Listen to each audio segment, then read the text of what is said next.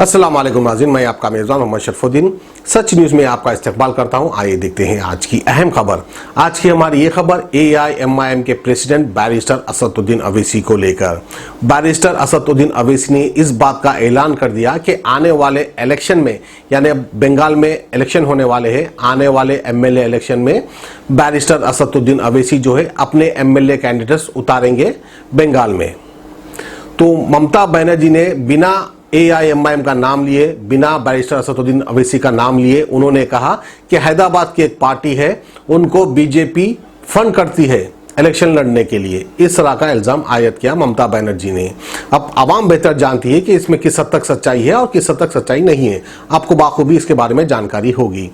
खैर, वहीं पर अब हैदराबाद में कुछ दिन पहले जिस तरह से हमने आपको एक न्यूज़ दिखाई थी कि हैदराबाद के सड़कों पर हमारे हैदराबाद के खातूनों ने उतर कर एहतजाज किया था बाबरी मस्जिद के फैसले को लेकर, क्योंकि सुप्रीम कोर्ट ने जो फैसला सुनाया था वो राम मंदिर के हक में सुनाया था। उसी का एहतजाज करते हुए हैदराबाद के औरतें सड़कों पर आई थी। फिर सईदाबाद की ईदगाह में जाकर नमाज अदा की, नमाज पढ़कर दुआ भी की बाबरी मस्जिद के हक के लिए, और उसके बाद वहीं पर नारेबाजी भी की थी कि हम बाबरी मस्जिद वापस लेकर रहेंगे।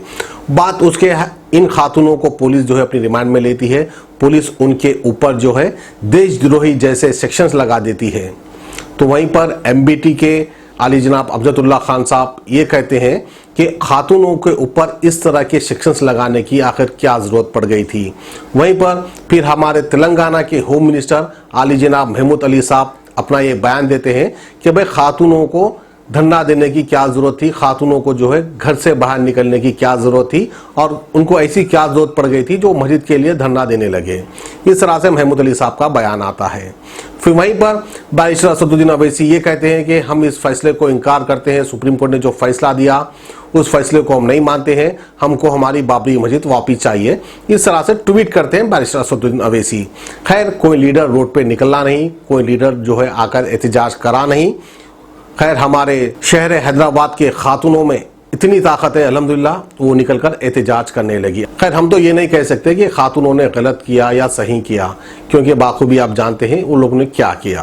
तो आइए नाज़रीन, ममता बनर्जी हैदराबाद की एक सियासी पार्टी पर ये इल्ज़ाम आयद करती है कि हैदराबाद की सियासी पार्टी है जिसको बीजेपी फंड करती है। इस तरह से खुले अल्फाजों में ममता बनर्जी ने कह दिया था, क्योंकि आप जानते हैं नाज़रीन, बिहार, उत्तर प्रदेश के बाद अब बैरिस्टर असदुद्दीन अवैसी साहब का टारगेट जो है बंगाल है। अब देखने वाली बात होगी कि आने वाले इलेक्शंस में किस हद तक कामयाबी मिलती है बैरिस्टर असदुद्दीन अवैसी को। तो ये थी आज की खुसूसी खबर। हमें दीजिए इजाजत, खुदा हाफिज।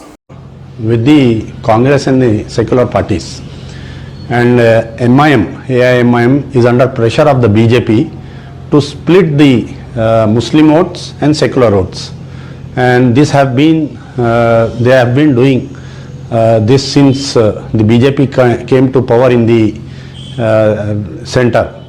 So it was Uttar Pradesh, it was Maharashtra, it was Bihar, and now the issue is of West Bengal.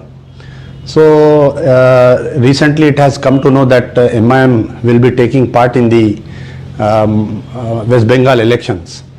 So definitely they have to dance on the tunes of Amit Shah.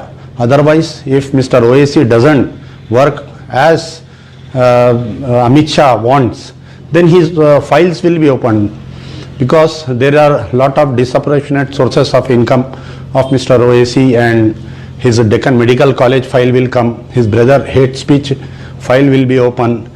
He may get the notices of ED, and as the BJP and Amit Shah is using CBI, ED and other agencies against their political opponents to weaken the secular parties. So definitely Asad Owaisi will go to West Bengal and split the Mamta Banerjee votes also. Now here the Muslims are very clever now. Basically during last time parliament election in Maharashtra, the Vanchit Aghadi and the MIM was in success.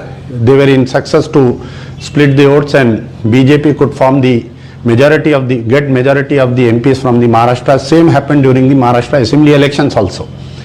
And Mamta Banerjee is very fearing now that by AIMIM the Muslim votes may be split.